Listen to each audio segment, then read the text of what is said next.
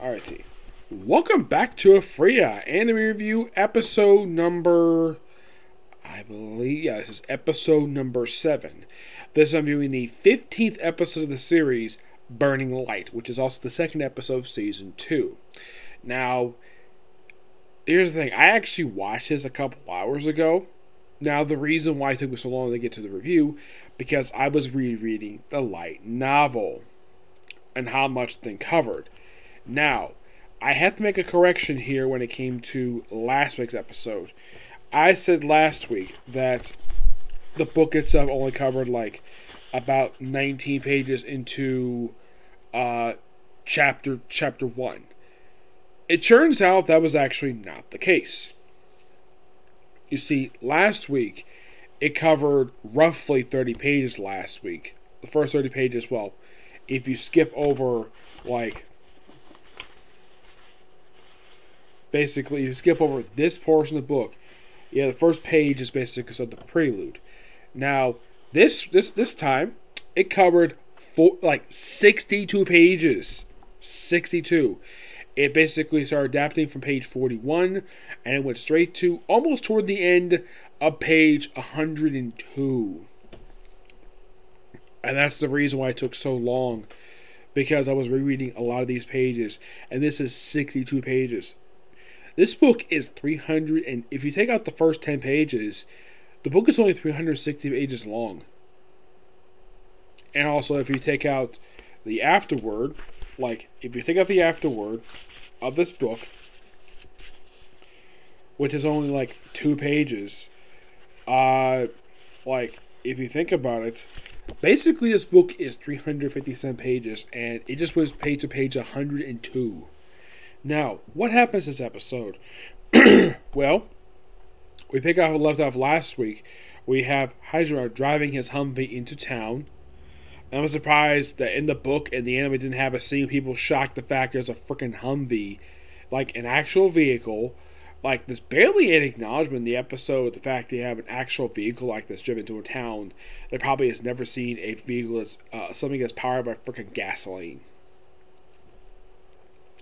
So, they arrive in town, and they meet his father, the Duke, which happens, within, barely a minute to the episode. And, of course, they solve the problem. So, they have a couple of different things here. They kind of basically intersplice a couple of different things going on here. Now, the stuff going on with Corey and Shia, that happens, a few pages after what happens here in the book. And what they did is they kind of interspliced them to basically have these two events happen concurrently. We have Corey healing up a bunch of people who are poisoned, having their mana on overload, and Shia carrying on a bunch of boxes. Yep. And that happened a little bit later than what happened in the book itself. And there's a bit of explanation stuff that was cut out here, probably due to time constraints. So, now, in the book, it's explained the Hydra wanted to go to an area that's basically roughly 200 square kilometers and not to build basically sort of a storage area. They actually don't mention it in the anime. They just randomly go out into some desert area, have basically or she basically makes a, this black structure, pushes down the ground roughly to the size of a swimming pool, and then basically bringing out a bunch of, the basic use of magic to fill it up with basically then bringing out the Humvee again in the hole, running the thing down. They actually cut up the explanation of the reason why they did this. The reason why, so they could basically move over the stuff of the soil that basically absorbs water nutrients. This is probably cut due to time. Yes, there's a lot of conversational bits that were cut due to time in this episode. But I would say that when it comes to story, a lot of this stuff is kept in. A lot of the events are kept in. Mostly anyways, there's one event they do cut out here, which I will get to that. So, I know stuff down. And of course, you just magically just brings out a bunch of water out of nowhere. Okay, there is an explanation for that in the book. And the other reason is because that's made from the actual term from the mana that was absorbed by Corey, who basically took some empty mana crystals to absorb into these, the people who were basically sort of a mana overload, who are about to explode, and she drained them into them, and then that mana was transformed into water, and that made it into a particular water. based on this mana. Now they cut out this they probably cut this out, like I said, time. A lot of stuff in this episode cut due to time. But at least that, despite the fact they cut a lot of conversational bits and some explanations per se, the pace of this episode is fine. It's not moving at a snail's pace. It's not moving too fast. It's moving the same speed as the actual book itself, which you at least gotta praise the fact that the events happening this episode are happening at a pretty easily paced to basically spread it out over the course of his 23-minute runtime, which I at least gotta give praise for DM for doing that. So after the hole is filled up, then of course you have the Duke, and then after that you go to the water trying to figure out what is the source of the pollution. So Hydra basically opens up subspace and brings out a bunch of freaking grenades and throws them in the water to explode. Excuse me. You might be thinking though, did this make up for the anime? No, this actually happened in the book as well. So that's not made it for the anime. There's a lot of the events this episode, I would probably say, is pulled directly for the book itself. There's a couple minor things they made for the episode, but mostly put, the anime keeps like everything in for a lot of the big events. There's like very little anime original content this one. Like last week, where they had a whole battle sequence happen last week. That was complete anime original that didn't happen in the book itself, which they made for the anime just to give it an action sequence. Now, there was one complaint I had heard relating to the first season of the show, the fact that it used very appropriate music for certain action sequences. I watched the first season. I had no problem with music at all. And surprisingly, music actually, I loved the music they chose for this. It felt like really good upbeat music, good action music, because basically good action music. I give good hype-up music for this particular sequences. So, then of course you bring up the slime monster, which you're probably thinking, tentacles. Does it go to shoreline, drag the girls out and try to rip their clothes off like it does in some other series? No. The slime monster doesn't come anywhere shore at all. Hajime, Tia, and you shoot the damn thing and they destroy it, but the water's still polluted, but they at least kind of solve the problem. Basically, it would take some time, which that explanation is in the book. That I'm glad they kept that in. So the kind of way I'm mostly saved. They do bring up the fact that their researchers did basically explore the oasis. They do cut the bit about they explored wells per se, but they do keep that particular explanation in, which that's good because that's part of the actual event that happens in the episode. So right afterwards, we then have it where the group are sent to go to the volcano itself. Which there's the next thing that happens here is basically Corey. By the way, when you creates the push down thing, she of course has been weak. Hajime catches her, then she takes a little snippet of the blood, and then she kisses Hajime. And of course, you have this thing where you. This actually is a change from the actual book itself, because in the book, Tio was taking Mao's face and basically shoving in her chest, basically referred to it in the book as a boob prison. Yes, seriously, that's what she did in the book. In the anime, she just did this with Mo's eyes, basically kind of covering them up, and instead of shoving this little girl's face in her chest. Yeah. So, and they do cut out the fact that Duke was actually going to question Hajime about the biting thing and sucking up blood. Now, you might be curious, though, like, was there something else cut from this particular scene, aside from that little thing, that thought thing for the Duke? They do cut the bit out the fact that you have blood on her lips when she kissed Hajime. They cut that tiny, it's a tiny little detail they cut out here. Does it affect the scene at all? No. I think there's like a little bit of blood on like side of her mouth per se, but at least her mouth not covered in freaking blood like it was in the book itself. Then of course later on they bring up that particular moment with the kissing thing, and Corey is basically pulling on Hajime's tie and expecting a kiss. Now you might be curious though, like in the anime, there's no kiss. Like basically she and Mew request a kiss from Hajime. In the anime, it didn't happen. In the book, it did. On the cheek. Heck, even Shia requested one. Tia requested one as well, but she got slapped, but she liked it. Yes, she got slapped by Hajime, and she likes it when Hajime basically slaps her. And I'm like, she's a misogynist, and she's a pervert. I'm glad they kept that part in for her in the book, but in the anime, it's not really. It's like that part was removed from this episode. My guess is the reason why they cut out the bit about Hajime slapping Tio is because they probably didn't want to show him hitting women in this episode. Yeah, he does it in the book, but he hits her frequently. Not like basically bad and bruised, but basically here and there, a slap, but you just try to keep her under control. But the thing is, the reason why, my guess is the reason why they basically removed that is because the animators do not want to show the main character as to being abusive toward women. They probably did. There was probably also some kind of like domestic stuff going on in Japan or something like that. Maybe the people who make the show probably had experience with domestic abuse, so they probably cut that out of the anime, despite the fact that's actually part of the book itself. I mean, you might be curious though. Does Hydra hit Tio frequently in the book? No, he very rarely does it. Basically, in a way, he kind of does. It's mainly done for humor. Yes, seriously, he hits her for freaking humor. That's basically how the book goes. And then, right afterwards, they head up to the volcano.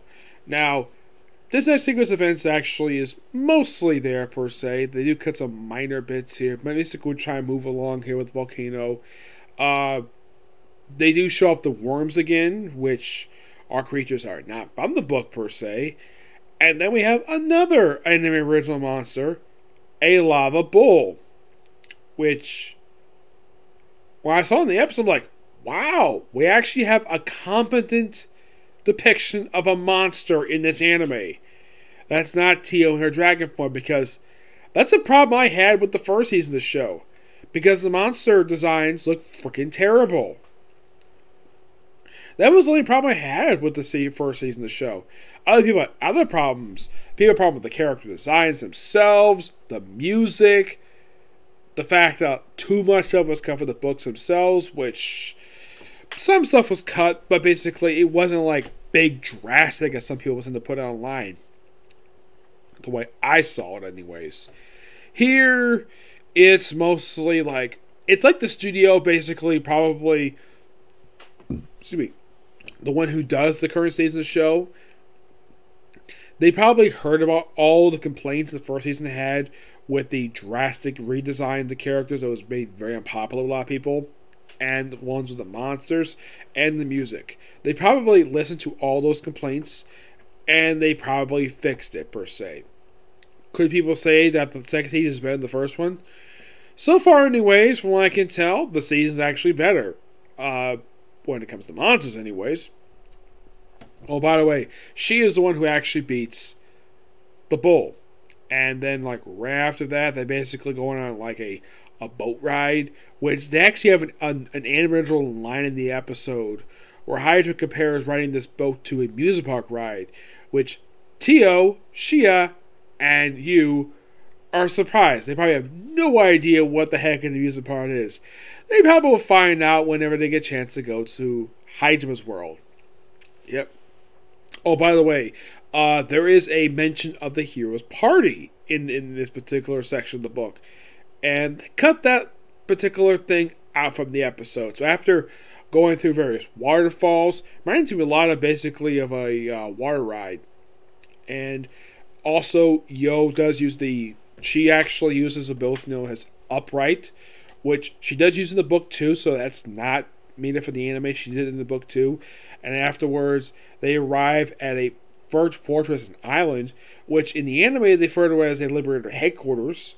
In the book, there's no mention of the fact this was Liberator headquarters. That was made for the anime.